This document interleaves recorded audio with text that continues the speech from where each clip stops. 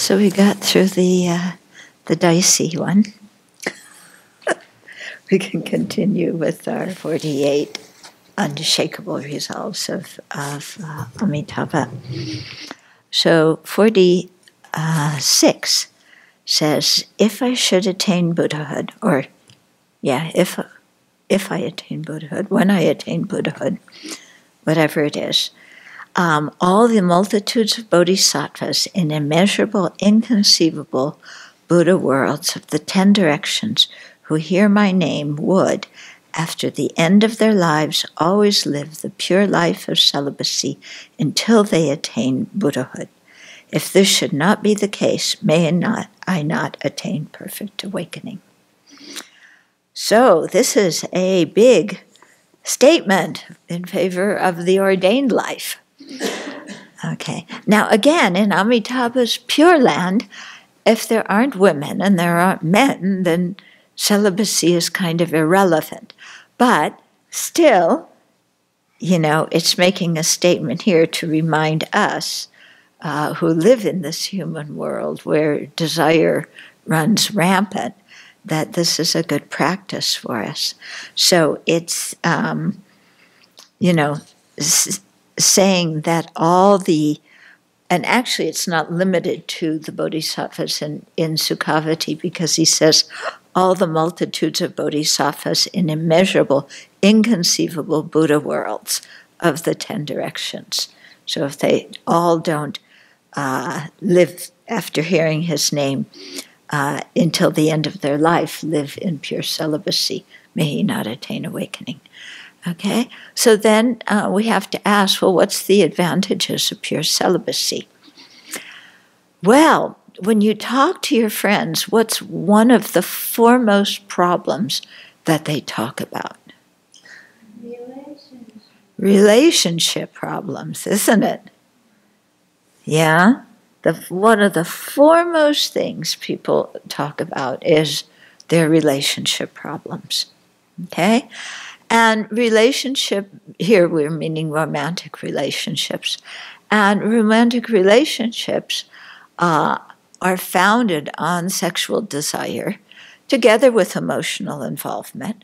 But without the sexual desire, then it's simply a friendship. And the way we relate to friends is very different than the way we relate to romantic partners and people that we're sexually attracted to. Yeah. So if we look at our own experience, then we can see that keeping celibacy, prevents a whole array of different problems. Okay. Now, sometimes in our afflictive world, people say, but aren't you ignoring what being a human being is, and aren't you escaping or you're avoiding intimate relationships, this kind of thing. We hear this a lot. And so I would like that person maybe to file a complaint with Amitabha Buddha and, tell Amitabha that what he is saying doesn't make any sense, and see, do we really, when we propose that argument, are we really so assured that sexual activity and sexual relationships is really the way to do it? Are we so assured that we're willing to criticize Amitabha Buddha? Yeah, and tell him he doesn't know what the path to awakening is and that he doesn't know what he's talking about. Okay, personally speaking, I don't really want to do that. Yeah, I think Amitabha knows more than me. And also we look at the example of our own teacher, Shakyamuni Buddha.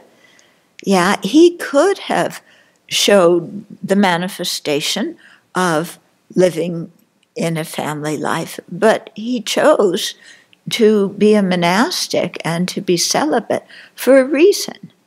Yeah, and we have to think, what is that reason that he chose to do that?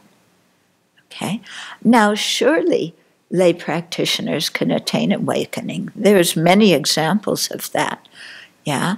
But, even if you choose to be a lay practitioner, don't criticize the people who choose to be celibate, yeah? Because there's a reason for it.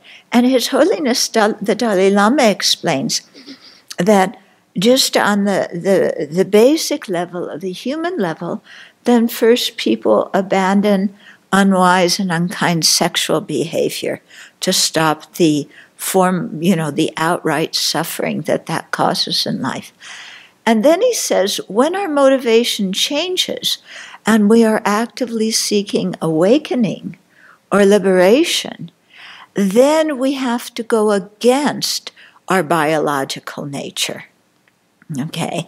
We have to really oppose one of the deepest levels of attachment that we have as human beings, and that is the sexual romantic attachment.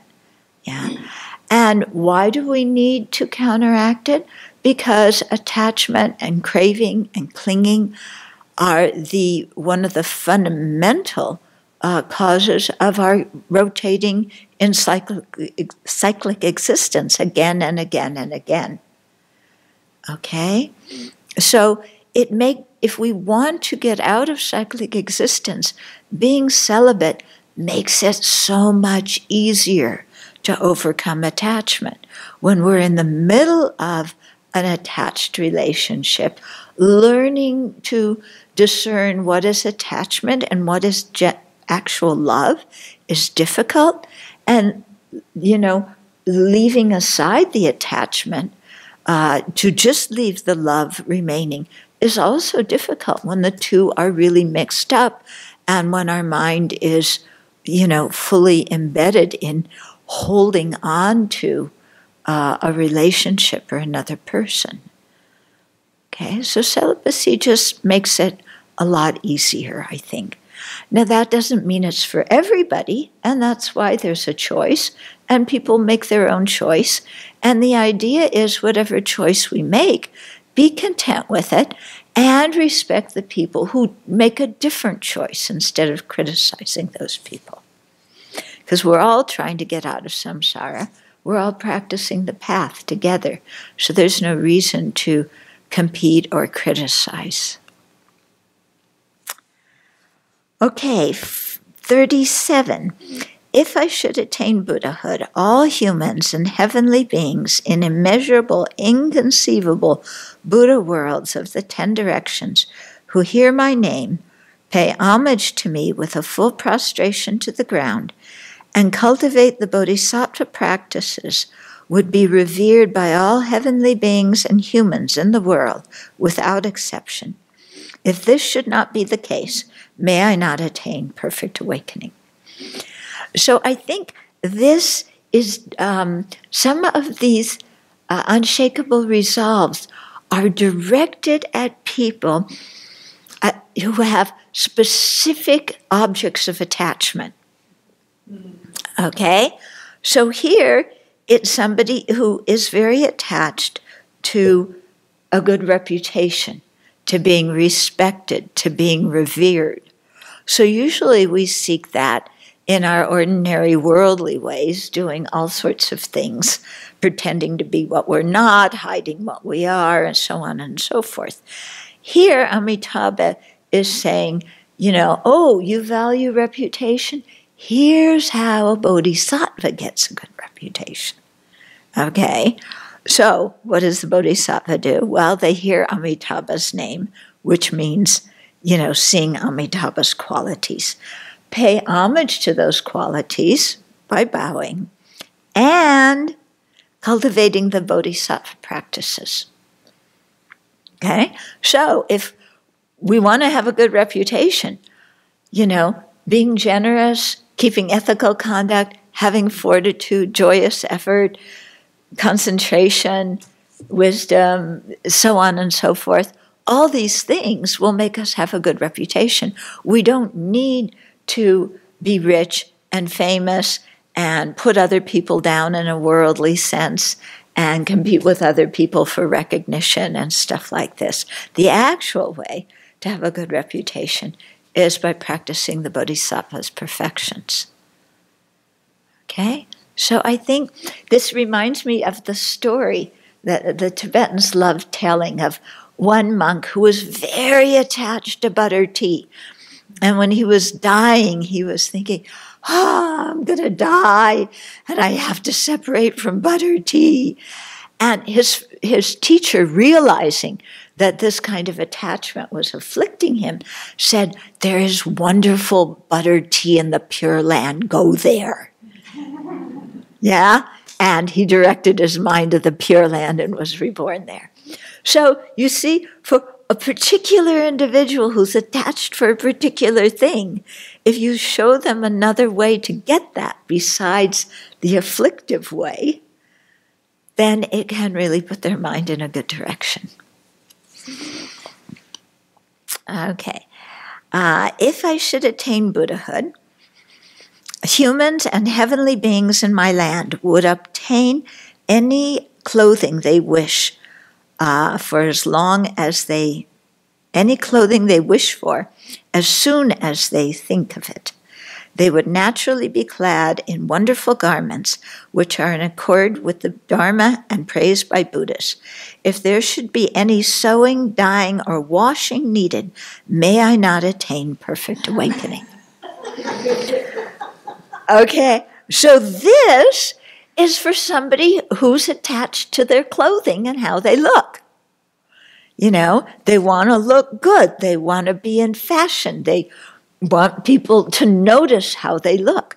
So for somebody who's attached to that, direct your mind to the Pure Land, create the causes to be reborn in the Pure Land, and know that then when you're born there, you will have clothing that's so much better than what you can get at Macy's and Saks Fifth Avenue, and even what the, designers can design for you for $10,000 or $20,000 for a dress or a suit that you wear one time.